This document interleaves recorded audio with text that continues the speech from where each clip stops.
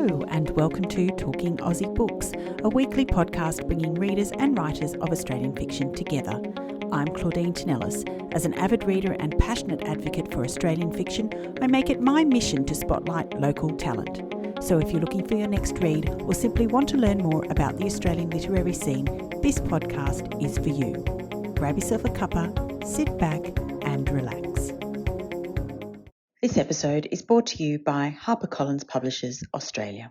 Morning to everyone tuning in on this crisp Sydney winter's day. Today I had the pleasure of chatting with a new Australian author whose debut novel Mystic Ridge was recently released by HQ Fiction. Lucy Lever is a former social worker who lives in the bush on Sydney's coastal fringe with her husband. As proof that it is never too late to follow your dreams, Lucy decided to give creative writing a go later in life, and now here we are.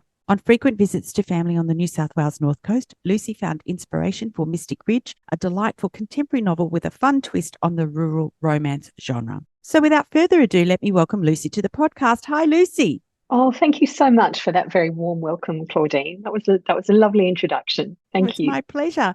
And congratulations on the publication of your debut novel. How does it feel to finally have a book out in the world? Oh, it feels surreal. It feels as surreal as the book is surreal.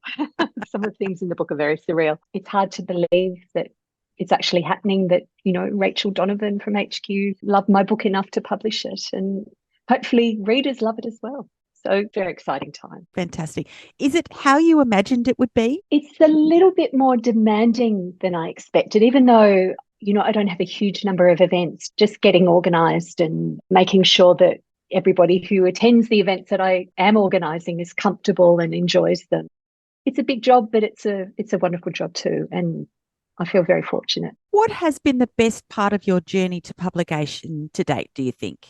Oh, I think it was the moment that my agent, Alexandra Nalus, called me when I was on my way to pick up my grandson from, I think it was preschool at that stage, actually, and said that the book was going to an acquisitions meeting.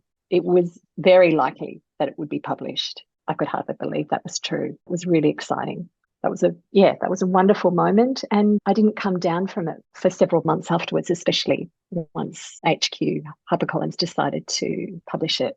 Oh, I can only imagine how exciting that moment must have been for you. Yeah, it was a great moment. And, you have to get on with the rest of your life. I had to get to the preschool on time. I was running a bit late by then, and bring him home and, feed him and play games with him. So life resumed normality fairly quickly, but it was a great moment.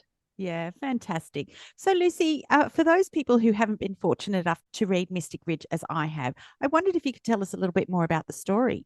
Okay, well, the story's set in a fictional version of Mullumbimby, which is a kind of counterculture town on the New South Wales North Coast. It's the story of Claire, who is a sole parent and a tarot reader who's struggled with the idea of home as a child and as a young person. So it's a really big deal for her when it looks like her rented rainforest home is going to be bulldozed for a development, which is a mega wellness centre for international jet setters. And this is a rainforest that she's carefully nurtured and regenerated for years. So she's really quite devastated, and she decides that she's not going to take this lying down. And on the way, she meets Leo, who's a journalist for the local paper, which is inspired by the Byron Bay Echo. And he's convinced that there are two sides to every story. And unfortunately, or fortunately, Claire can only see one. So that's a source of conflict throughout the book. And there are some mystical elements. There's a bit of a ghostly presence in the book as well, just to make it, as you say, a little bit different to perhaps some other rural romance books that have been published. Yeah, I absolutely loved it. And I really enjoyed those mystical and, somewhat paranormal elements of this book, if we can call it that. Really, really cool.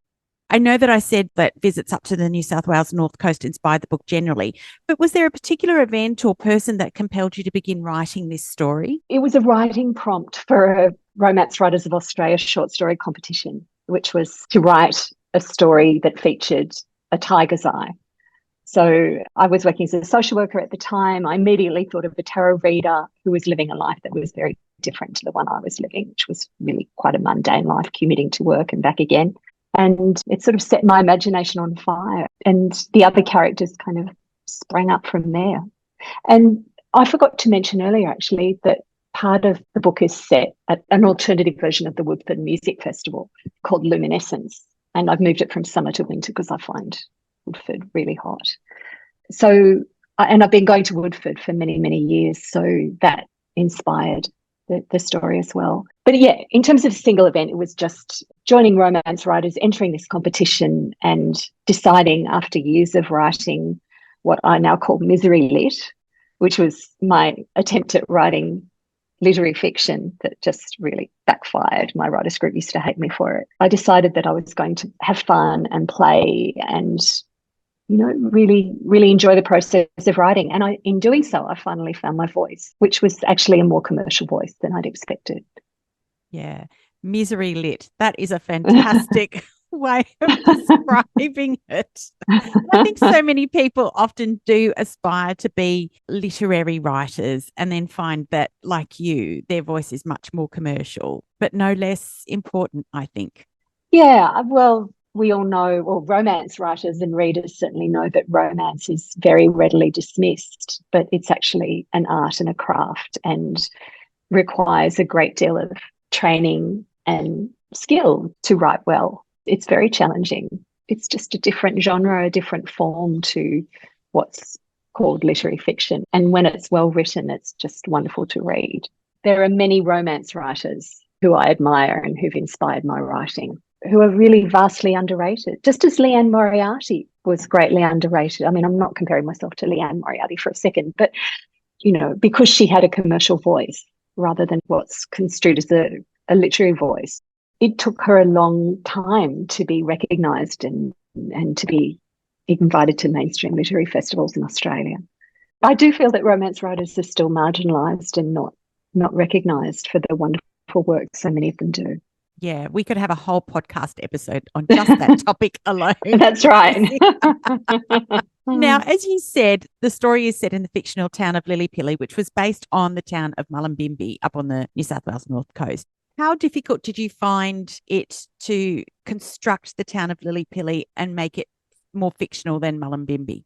Well, there are some aspects of Mullumbimby that I didn't reconstruct, I suppose. You know, the Mullumbimby has an IGA, it has a great health food shop. It does have a community garden, and all those are featured in the book. There's a wonderful nearby waterhole, which also features in the book.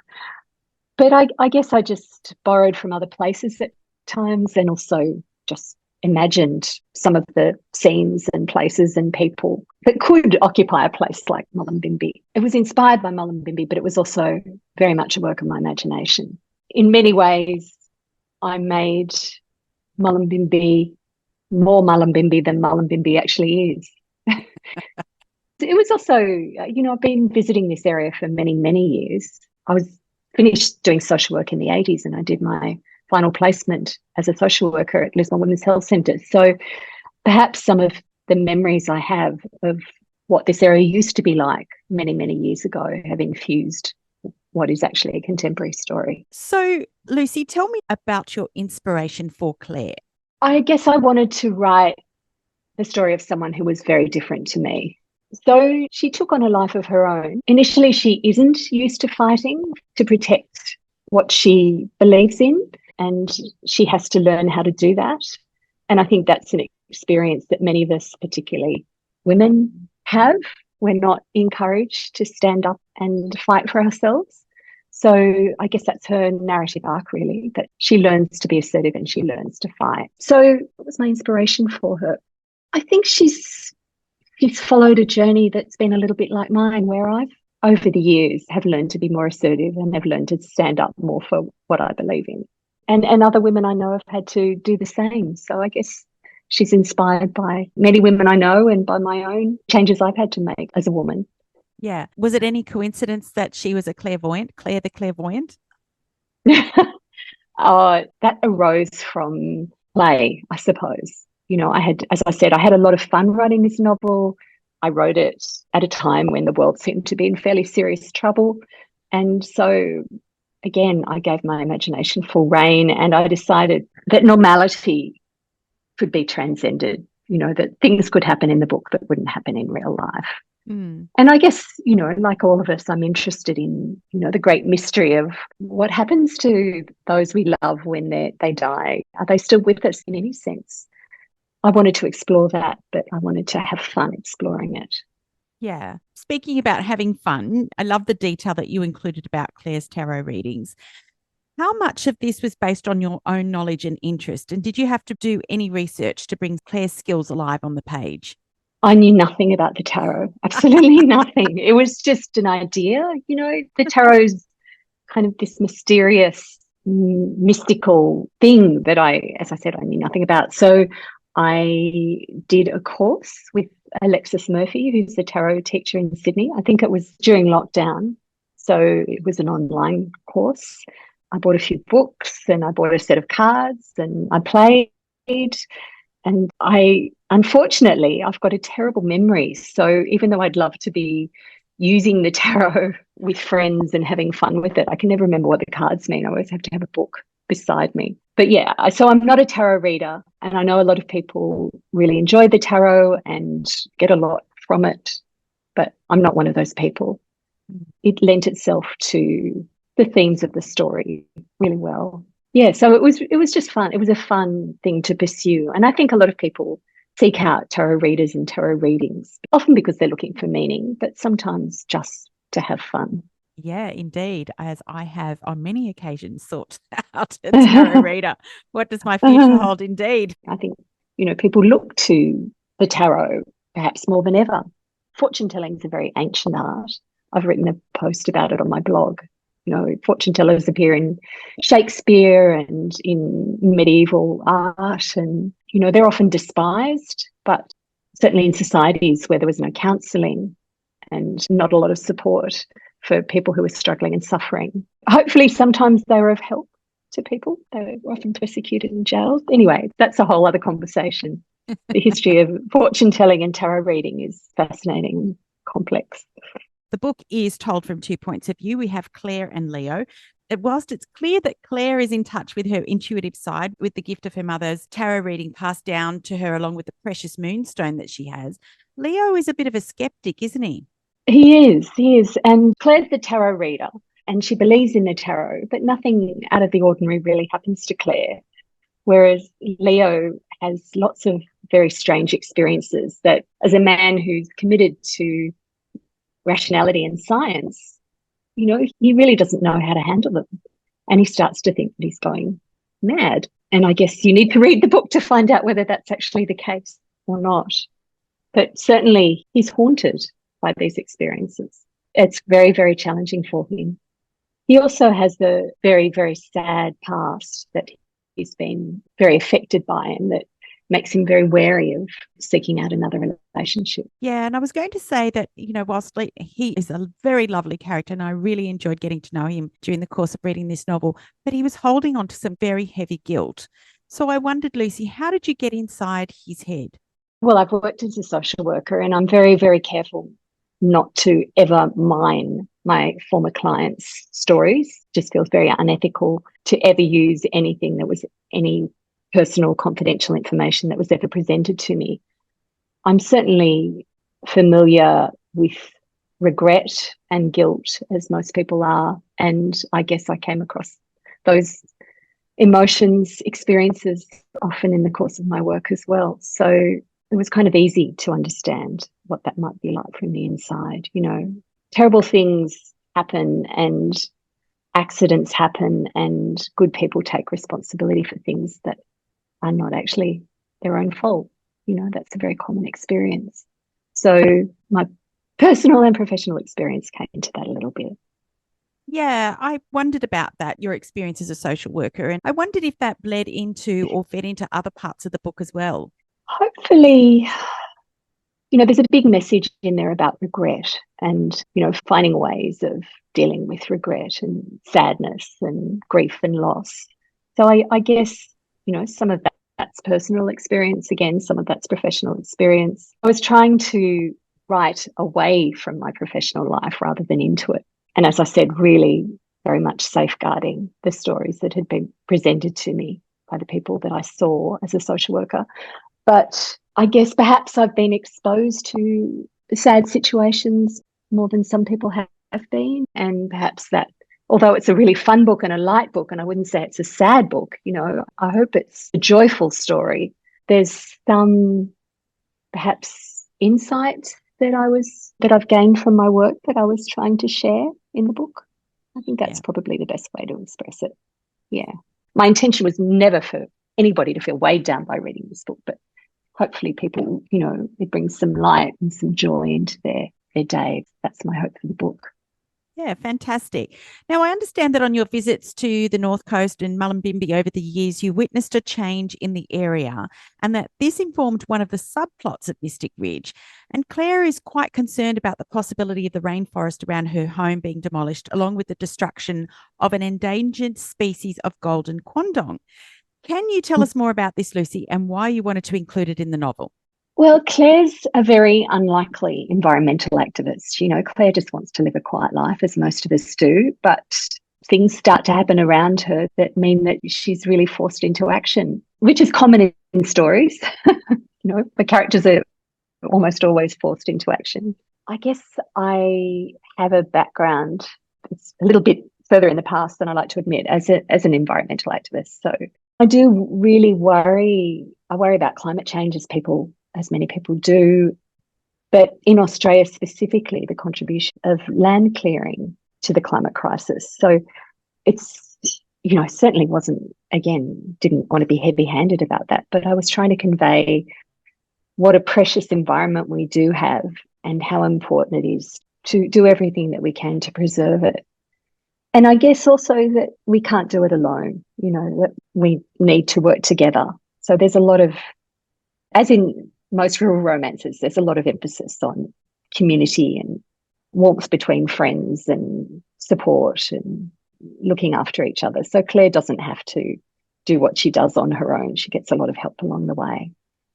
So an environmental message and also a message about community. But when I say message, that's such a loaded word. I certainly didn't want to be hammering people over the head with these ideas. That they're just ideas that were really in the back of my mind when I was writing the book. Yeah. I alluded to you creating a rural romance subgenre in the writing of this book, something that I didn't actually come up with, but which someone suggested to you as quote, end quote, enviro romance. Do you think this can become a trend? Well, Penelope Janou writes romances with an environmental theme. I know there have been some perhaps more, again, going back to literary fiction, I can't think of the names of the books, but there have been a couple of perhaps more mainstream romances published with a bit of an environmental theme. So, yeah, I think it could become a genre because people don't want to be preached to, Well, this is what I like to do. I like to read books that make me think, but don't hammer me over the head with the writer's ideas about how the world should be. So I think romance has enormous potential to go down that path. And I like to think it is not a new subgenre, but it's a subgenre that others could expand on, could explore and expand on. I've often said that romance writers are at the forefront of drawing attention to different issues in society. Yeah, romance writers just seem to be able to bring that to the fore, to the collective conscious of readers in a way that, as you say, isn't heavy-handed, and people are learning about interesting issues faced by modern society in a lighthearted way. Yeah, it's interesting at romance writers' conferences, because I've been a member for a few years now, there are so many conversations about diversity and inclusion and consent. People take this stuff really seriously. They're probably ahead of the rest of society in some ways, which is contrary to what is often believed about romance writers. So, yeah, you're absolutely right, Claudine. Now, you mentioned it earlier, but you wrote in the book about something called the Luminescence Festival, which was a festival, a convergence of music, food and dancing, and you based this on the Woodford? Oh, it's the Woodford Music Festival. So there's a lot of music. That's another thing I really wanted to get across. There's a lot of music in the book because I love music. The Woodford Festival, I think it's still called the Woodford Folk Festival, is a very, very large music festival. Well, music and circus and everything else festival held just north of Brisbane between Christmas and New Year. every year, although I think it did miss a year during COVID. And it's such an important festival that prime ministers and former prime ministers always come. So Anthony Albanese showed up this year. We've had Bob Hawke used to come every year. Malcolm Turnbull was there. Julia Gillard was there. I mean, not every year, but they've certainly made appearances. And it's a wonderful, wonderful festival, lots of colour and vibrancy and again, community, lots of community. I wrote the book when I was perimenopausal and I couldn't cope. I just couldn't cope with summer heat. So I just decided to move everything. In fact, all the action takes place in winter because I just couldn't deal with it. I find it difficult to deal with the heat at Woodford. A lot of the festival events that happen in the book actually have happened at Woodford. Yeah. It sounded like a wonderful place to visit. I'm quite keen now to go. Oh, you'd love it, Claudine. You'd absolutely love it. It's so different to anything else I've ever been to, this festival. It's so much work is put into it. You know, there are artworks everywhere. You know, there are street parades. Oh, there's beautiful food. There's beautiful music. Oh, it's just everything is just fantastic. It's definitely worth a visit. Highly recommend it. And great inspiration for a book. Indeed. Now, Lucy, I think I mentioned it before we started recording, but one of the loveliest aspects of this book was the cast of colourful, fun characters that you created, along with their alternative names, which gave us the flavour of the area in which you set it. Names like Poppy Moon, Misty Blue, Harmony, and Indigo. Not only were these characters brilliantly drawn, but definitely added to the sense of community which Claire had to draw on in her fight to save her home. Was this something you were particularly interested in portraying in this book? I was, because I lived in share houses in my 20s and, you know, it just had such a wonderful sense of community when I lived in those houses. You know, I've had a very long-term and treasured group of friends from that era, and of course have other friends from more recent times in my life. But I think the importance of friendship in supporting each other in achieving anything in the world, it just can't be understated. I guess I was drawing on my own experiences again there of having friends who are wonderful and eccentric and contribute greatly to my life. And I wanted to celebrate that in the book. So hopefully I've been able to do that, even though the characters in the book are not my friends. they're quite different. But yeah, they're important. And Claire opens her home to one of these characters, even though it's quite stressful having this, I wouldn't even say she's a friend, her neighbour come and stay with her. You know, that's important too, I think, especially at times like this when life is pretty tough for a lot of people. And you mentioned earlier that they were inspired by real life people. I guess what happens with me is that somebody just for some reason will make an impression upon me, you know, when I'm open to this. You know, I'll just notice that someone has a quirk or a characteristic that is unusual or something I'm not familiar with. And I'll start with that and then build on it. And then they take on a life of their own and they're totally different to the person that originally inspired the character in the end. I guess as a writer, it helps to be open to people and to be curious and to be excited about others and to observe them, not in an unpleasant way, but in a kind of joyful and curious way, you know, just to celebrate people. You know, I've really enjoyed putting some of these strange quirks that people have into my writing. It's fantastic. I loved them all. Now, Lucy, you and I first met at the Romance Writers Conference in Fremantle last year. I think that was the first time we'd actually met in real life. I did your wonderful workshop on how to present for a podcast. It was such a great workshop, Claudia. That's really kind of you. I've met so many wonderful people at and through RWA. So what I wanted to ask you is, what do you think about the RWA and how has it contributed to your journey to publication? I'm not sure that I would have been published without them, to be honest. So I first attended my first RWA conference in 2017 after doing a workshop at Writing New South Wales with Anne Gracie, who's a very well-known and well-respected and wonderful romance writer and teacher. She's a very gifted teacher. And she encouraged everyone who did her romance writing course to join the romance writers. So I did. Their workshops, both at the conference and online, really helped me understand how to write, not just romance, but just how to write generally and how to structure a book. I'd done courses before, but I'd never really learned much about structure. And then they provided the opportunity to pitch. I pitched to Rachel Donovan from Harlequin. Although in the end, my agent, Alexandra Nalus, became involved, that pitch was really critical for me. And I'm very grateful to RWA for giving me that opportunity. And in fact, I've now become the pitching coordinator for the upcoming conference because I want to give other people or support other people in taking that opportunity as well. And I'm hoping, that at least some of those people who are pitching have the chance to publish as I did. It's a wonderful organisation. I'm now on the conference organising committee. I went on a writers' retreat recently with a couple of women that I met on that committee. It's just been great. And it's just a very organised, very well organised, very professional organisation, and it's been absolutely wonderful for me, and I can't speak highly enough of RWA. So I'd recommend that people join if they're interested in writing romance or even just writing books with romantic elements in them. There's also competitions. I forgot to mention the competitions, and this book started when I entered an RWA competition, and I found my voice through RWA. I perhaps I would still be writing misery lit and getting nowhere if it wasn't for RWA. So, yeah, very grateful. Well, you've answered quite a few of the questions that I had lined up next. I was going to ask you, before joining RWA, had you thought about writing romance, or did this kind of solidify your decision? But I think I'm hearing you say that through RWA, you actually found your voice. That's right. I really tried to find it before then, but I'd put characters in situations and everything that would ever happen to them would be so bleak and so awful. They'd be looking in the mirror and the mirror would virtually crack because they were so unhappy. So, yeah, RWA just helped me lighten up.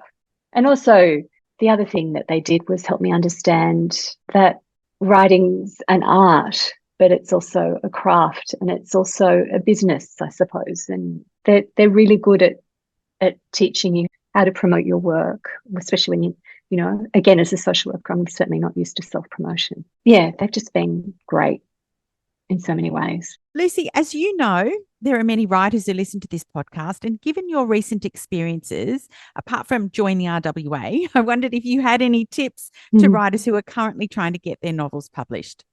Currently trying to get their novels published, I guess, pitch them, grab, the Australian Society of Authors and RWA and other organisations offer pitching opportunities. But in terms of writing the novel, I'd say a few things. And one is play, improvise. It is like drama improvisation, I think, writing a book. You just need to. I discovered that letting my imagination stray into areas that even surprised me was just really fun and made the book twist and turn in ways that I didn't even expect. So that was great.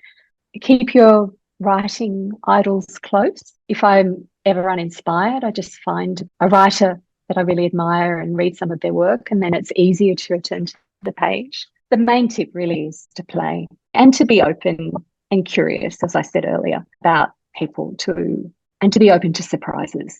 You can surprise yourself, but other people can surprise you as well. And just take note of the things that you notice in the world that feel a little bit magical and unexpected. I love it. Thanks for sharing those. Lucy, if listeners wanted to learn more about you and your book, where can they find you? I've got a website, lucylever.com, and I'm also on Instagram. I think it's lucy.lever.writer, and I'm on Facebook. But I spend most of my time on social media, probably on Instagram. Would really love to hear how people out there are finding the book if they get a chance to read it. So really encourage you to follow me, and I'll get in contact somehow via my website or via Instagram. Brilliant. It's been so much fun chatting with you today about Mystic Ridge. I wish you every success with it and the others that will no doubt follow. Thank you very much for joining me on Talking Aussie Books today. Thank you so much for having me, Claudine. It's been an absolute delight talking to you. That's a wrap, folks. If you enjoyed this podcast episode, please drop me a line via my webpage at claudinetinellis.com, via Instagram, Facebook or Twitter. Alternatively, consider leaving a review on Apple Podcasts, Spotify or Google Podcasts. Until next time, happy reading.